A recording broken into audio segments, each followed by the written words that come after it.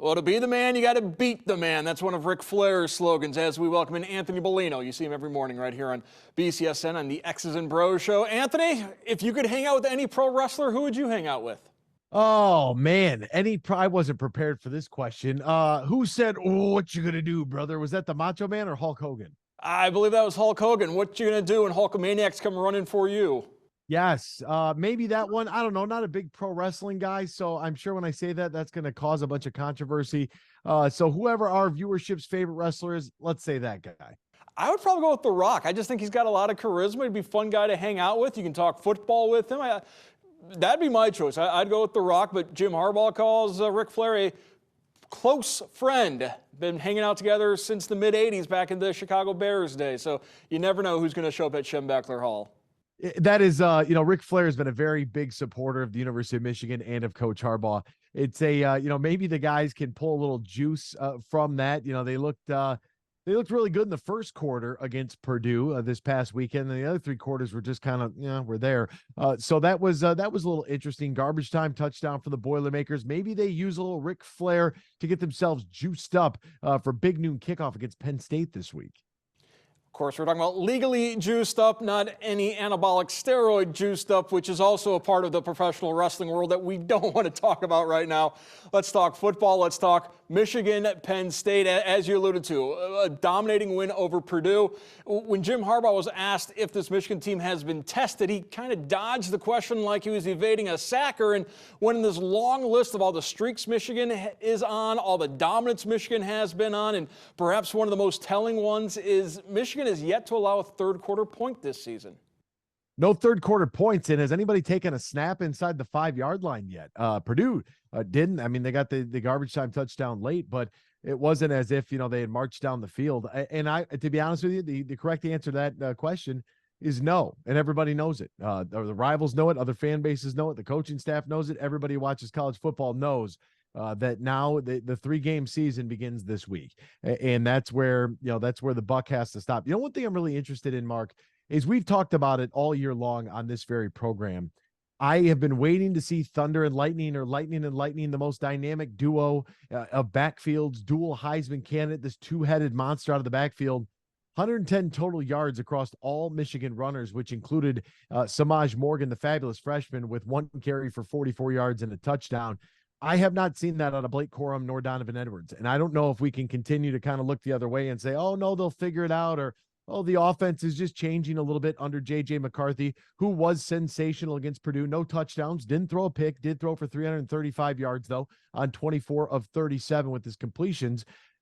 But where's the run game? The run game that we're used to seeing. The run game where your 5 offensive linemen line up against whomever's on the other side of the ball, blow them off the ball, and you have one running back going for 120 plus, another running back going for 80. Where is that? I'm still waiting to see that. And it's very concerning for me when Blake Corum gets 15 touches for 44 yards. Sure, he had 3 touchdowns, and that's great.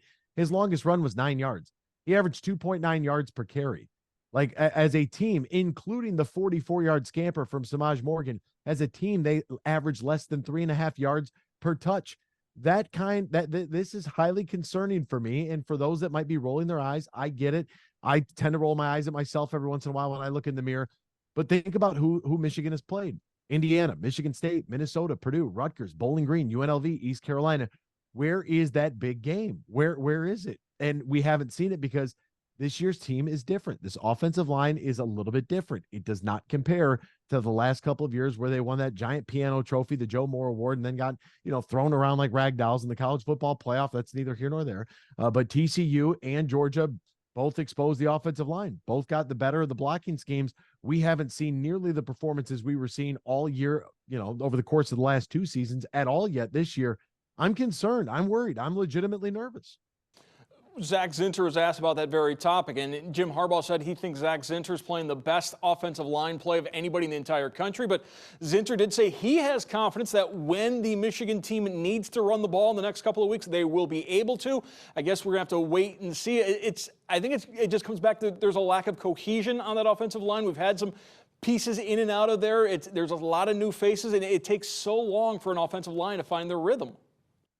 It does. I just would have thought that they would have found it earlier, Mark. And I appreciate Zach saying that, when you need them, they're going to be there.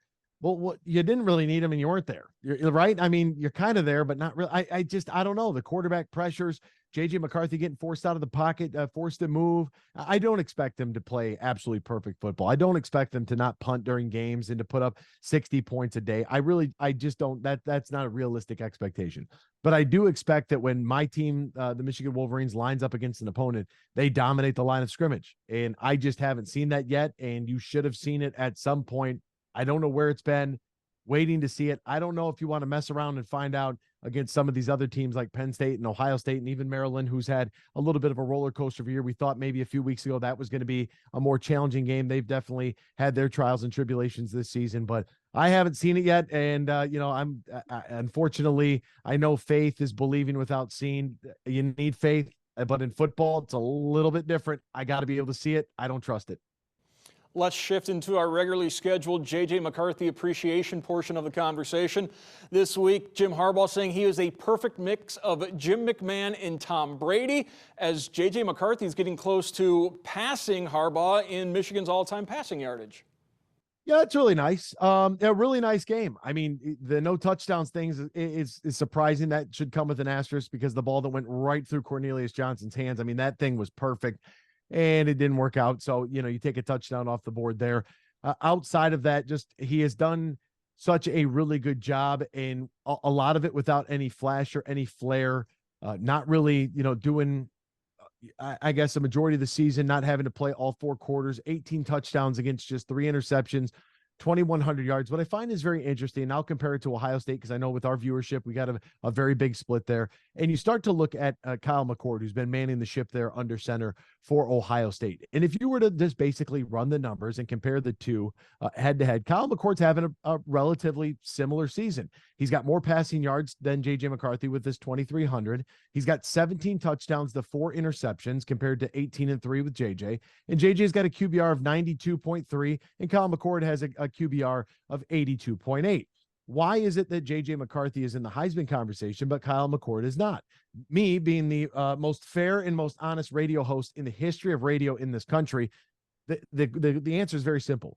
It's because the standard of play at Ohio State at that position has been so drastic. I mean, look at what C.J. Stroud just did this past Sunday. The Buckeye alum went for 440 plus and 5 touchdowns or something crazy. An all-time great performance in the history of the National Football League by a rookie quarterback, and a quarterback that has no offensive line and they can't run the football. And he's been able to do that at the NFL level. That's the standard of play right now at Ohio State when it comes to quarterback. So we think of Kyle McCord and everybody's got these giant question marks. But when we mention J.J. McCarthy, it's like, holy smokes, here comes the second coming. That's why I don't really buy it. I think he's having a great year. I'm not trying to take anything away from him. I'm just trying to be as fair and as honest as I can be. That look, I mean, this team has relied on passing the football a whole lot more. 335 yards. You really can't, there's nothing really to nitpick there. Well, he didn't have a touchdown. Well, I mentioned Cornelius, letting the ball go through his hands. I just have my concerns, Mark. I am very concerned. I live in a state of fear. That is where I live. I reside there. It's not good for my health. It's not good for my stress, Mark, but that's where I'm at. He's going to pass Jim Harbaugh, and he's going to go down as one of the better quarterbacks and a new standard of quarterback play at Michigan with how accurate he has been, the numbers he's been able to put up. But comparatively speaking, I mean, that's just it's a regular Thursday afternoon in Columbus or at Alabama, or you look at, even Clemson, some of the success they've had and some of the quarterbacks that they have had, you start comparing it across the board. It's just because Michigan's quarterback play just hasn't been that great, to be honest with you. Well, I would say one major difference between Kyle McCord and J.J. McCarthy is McCarthy's ability to beat you with his feet. He's shown that ability to run. He, in my opinion, is a more dynamic playmaker than Kyle McCord, particularly at this point in their careers. Now, you mentioned living in a place of fear. I think that might be a hotel with plenty of maize and blue residents right now as we continue to wait and see if there's going to be any type of resolution in season to the sign stealing scandal. And as we talk on this Monday afternoon, the latest is the Big Ten might step in, but if they do, Michigan has threatened to slap an injunction on them, and I think that's probably a very likely course of action for Michigan if the Big Ten tries to intercede. So I think we're still going to be left in limbo probably for the next month while this continues to get worked out. I have never seen so many people that aren't even fans of Michigan talk, think, and tweet about Michigan. Mike, it is shocking how I have urged and encouraged people to go outside, get some fresh air, maybe go out to dinner, call a friend, find somebody to talk to if you're that angry about this. Here's the deal. Did they actually break a rule or not? Nobody knows. That is that, and that right there, we don't know. And until we know, everything else that everybody wants to say and whatever smear campaign anybody wants to run, whether funded by a network or just from your own basement, it doesn't matter because we don't know. Santa Ono, the president of the university, came out with a statement that said, quote, "None of us want to be in this situation. The University of Michigan takes its compliance obligations seriously. We are committed to ethics, integrity, and fair play. It's at our core and always will be. That is why I'm so deeply concerned about the allegations. We are fully cooperating with the NCAA as it seeks to separate the facts from the irresponsible speculation seen in much of the public and social media discourse." Now, I find that very interesting because Santa Ono coming out basically backing Jim Harbaugh. Should we just take a page out of Kansas's playbook here? Like, grab the biggest contract you can find. I'm talking like an Elder Scroll, and have that have just a giant number on it, a number that nobody's ever seen before. Lay it down in front of Jim Harbaugh, have him ink it with the feather pen, right? The old school where you had to dab it in the ink. Have him sign it like he's one of the founding fathers and embrace it, right? Just go about it like that, because you look at what happened when Bill Self was on an FBI wiretap. What happened to Bill Self? Nothing. Kansas said, here's a lifetime contract. You know what? People even forgot what he was being investigated for, because that's the way the world works.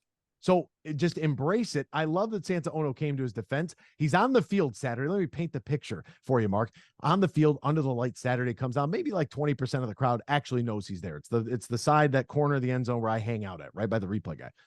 And I tell him, I say, "President Ono, how about this? We'll start with a tight shot of me, and I'll introduce what's going to happen. And then I'll start to introduce you, and we'll pan the camera over to you. You just watch. This crowd's going to go nuts." And he smiled. He said, "Okay."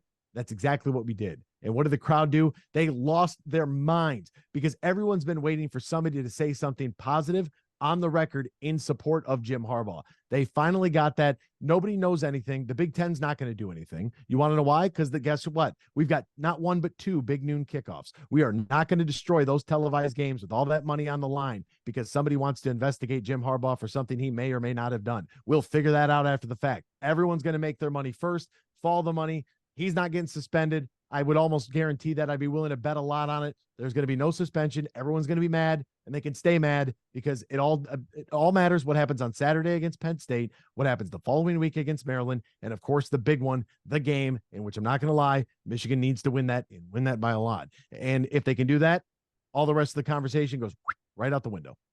Michigan likes to say the main thing is the main thing, and this week the main thing is Penn State. We're looking at a top 10 matchup Saturday at noon in Happy Valley, as the Michigan Wolverines will like to hand Penn State their second loss of the season, and Wolverines even admitted it on Monday. They've got a little bit of a blueprint for success by looking at how Ohio State beat Penn State a few weeks ago.